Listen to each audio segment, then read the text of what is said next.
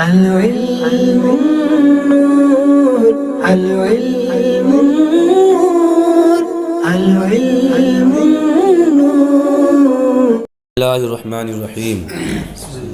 فصل. اسم المفعول اسم مشتق من فعل متعد. متعد اصل میں متعدی تھا، قازین والا قاعدہ بھائی اس میں. اسم مفعول وہ اسم ہے جو فعل متعدی سے مشتق ہو. فعل متعدی سے ہم متعدی کہہ کر کے فعل لازم کو نکال دیا. صحیح ہے؟ تو اسم مفعول وہ اسم ہے جو فعل متعدی سے مشتق ہو. اوپر جو بیان ہوا تھا وہ اسم فاعل کا بیان ہوا تھا. اب جو بیان کر رہے ہیں اسم مفعول کا بیان کر رہے ہیں. اتنا دھیان رکھنا، اسم مفعول بھی اپنے فعل کا عمل کرتا ہے اور اسم فاعل بھی اپنے فعل کا عمل کرتا ہے. فرق یہ ہے کہ اسم فاعل اپنے فعل معروف کا عمل کرتا ہے اور یہ اپنے فعل مجہول کا عمل کرتا ہے. اپنے فعل مجہول کا عمل کرتا ہے، یعنی مفعول بھی ہو اس کو رفع دے گا اور دوسرا والا مفعول بھی ہو تو وہ منصوب ہی رہے گا. بیان کر رہے ہیں فصل. اسم المفعول اسم مشتق من فعل متعد. اسم مفعول وہ اسم ہے جو مشتق ہو فعل متعدی سے. صحیح ہے؟ فعل متعدی سے کیا؟ مصدر متعدی سے. لیدل علی من وقع علیہ، تاکہ دلالت کرے اس بات پر کہ علیہ الفعل، کہ اس پر فعل واقع ہوا ہے، اس کے اوپر فعل کا وقوع ہوا ہے، اس بات پر دلالت کرے. وصیغتہ من مجرد ثلاثی علی وزن مفعول، اور اس کا صیغہ، وصیغتہ اس کا صیغہ کس سے ہوگا؟ ثلاثی مجرد سے. اور کس وزن پر ہوگا؟ بیان کر رہے ہیں علی وزن مفعول، مفعول کے وزن پر ہوگا. کس کے وزن پر؟ اب یہاں پر دو چیزیں بیان کر رہے ہیں. مفعول کے وزن پر یا تو لفظاً ہوگا یا تقدیراً ہوگا. لفظاً کی مثال دی ہے انہوں نے، کیا ہے؟ مضروب. کیا مثال دی ہے؟ مضروب. اور تقدیراً کی مثال دی ہے مقول مرمی. اب یہاں پر مضروب جو آئی ہے تو یہ سیم مفعول کے وزن پر ہے، مضروب تو لفظاً ہو گئی. اور تقدیراً کا مطلب یہ ہوتا ہے کہ اس میں تعلیل ہو کر کے جو اسم مفعول کا وزن ہے وہ ٹوٹ گیا ہو. لفظاً تو وہ اسم مفعول نہ ہو، اسم مفعول کے وزن پر نہ ہو، لیکن تقدیراً جب تقدیر نکالیں گے، اصل حروف نکالیں گے تو وہ مفعول کے وزن پر آ جائے گا. جیسے مقول اصل میں کیا تھا؟ مقبول تھا. مرمی اصل میں مرموی تھا، تو مرموی تھا تو مفعول کے وزن پر آ گیا. مقول اصل میں مقبول تھا تو مفعول کے وزن پر آ گیا. لیکن بعد تعلیل مقول مرمی ہو گئے تو اب جو وزن تھا اس مفعول کا وہ ٹوٹ گیا. اس لیے یہاں پر دو قسم کی طرف اشارہ کر دیا. اس مفعول کا یہ اس مفعول مفعول کے وزن پر ہوگا لفظاً یا تقدیراً، اسی کو بیان کر رہے ہیں. وصیغتہ من مجرد ثلاثی علی وزن مفعول، اس کا صیغہ ثلاثی مجرد سے مفعول کے وزن پر ہوگا لفظاً کا مضروب، لفظاً جیسے مضروب، اور تقدیراً کا مقول و مرمی، اور تقدیراً جیسے کہ مقول اور مرمی. اصل بتلائی دی ہے نا. ومن غیرہ کا اسم الفاعل، اور اس کے علاوہ سے، کس کے علاوہ سے؟ یعنی ثلاثی مجرد کے علاوہ سے اسم مفعول کا وزن کیا ہوگا؟ تو بتا رہے ہیں سیم اسم فاعل کی طرح ہوگا. فرق اتنا ہے کہ اسم فاعل میں یہ تھا آخر سے ما قبل مکسور تھا، اور یہاں پر آخر سے ما قبل کیا مفتوح آئے گا.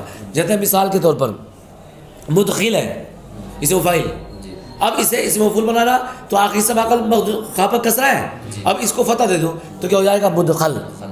مستخرج کیا ہے؟ مستخرج.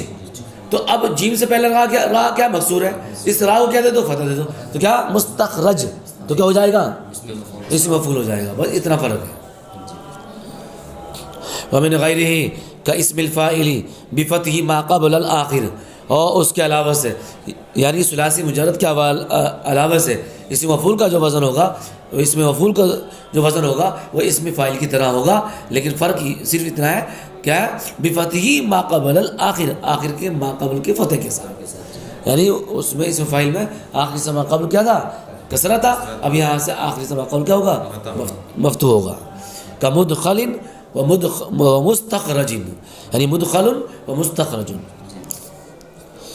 اب یہاں سے اس کا عمل بتا رہے ہیں. اس کا عمل بھی ایسے ہی ہے. کیا ہے؟ جب کہ دو شرط پائی جائیں، ایک یہ کہ حال استقبال کے معنی میں ہو، دوسرا یہ کہ کیا اعتماد مذکور پر، یعنی جو شرط مذکور ہیں ان پر اعتماد کیے ہوئے ہو، جو شرط مذکور ہیں ان پر اعتماد کیے ہوئے ہو، تو اس وقت یہ اسم مفعول اپنے فعل مجہول کا عمل کرے گا. یعنی نائب فاعل آئے گا اس کو رفع، اور جو اس کے بعد آئے گا وہ مفعول بھی کی بنیاد پر منصوب ہوگا یا مفعول فی کی بنیاد پر منصوب ہوگا.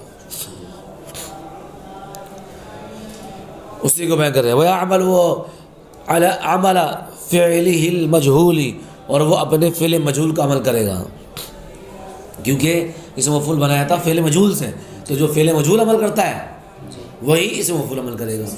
اور اسم فاعل بنایا تھا فعل مضارع معروف سے، تو اس لیے اسم فاعل بنایا تھا فعل مضارع معروف سے، تو اس لیے اسم فاعل اپنے فعل معروف کا، فعل مضارع معروف کا عمل کرتا ہے، یا فعل معروف کا عمل کرتا ہے. یہ کہتے ہیں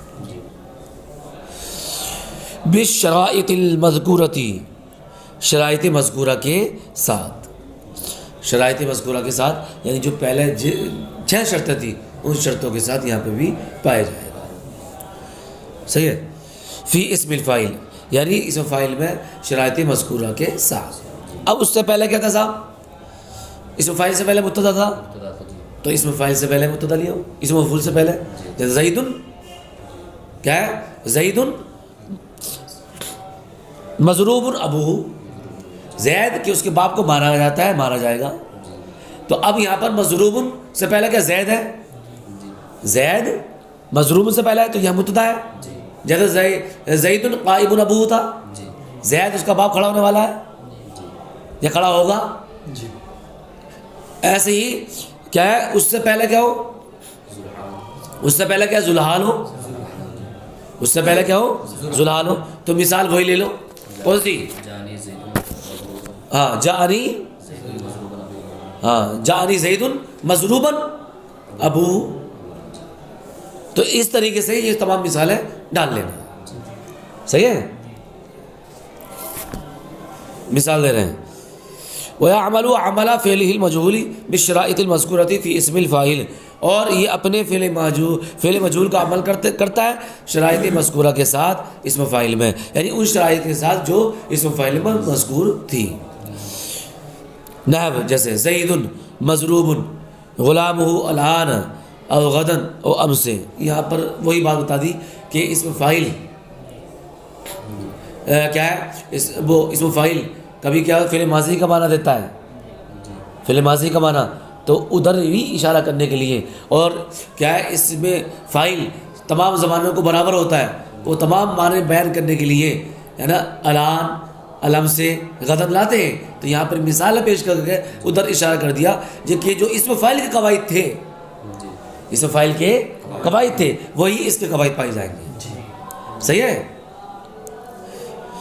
جیسے زید مضروب غلامہ الان او غدن او امس، کہ زید اس کے غلام کو مارا جاتا ہے، مارا جائے گا. اب الان کہہ دیا، آج مارا گیا. صحیح ہے. اور غدن کل مارا جائے گا، ام سے گزشتہ کل مارا گیا. تو اب اسم مفعول نے کس کا معنی دیا؟ فعل ماضی مجہول کا معنی دیا نا، فعل ماضی مجہول کا معنی دیا. صدق اللہ العظیم واللہ اعلم بالصواب.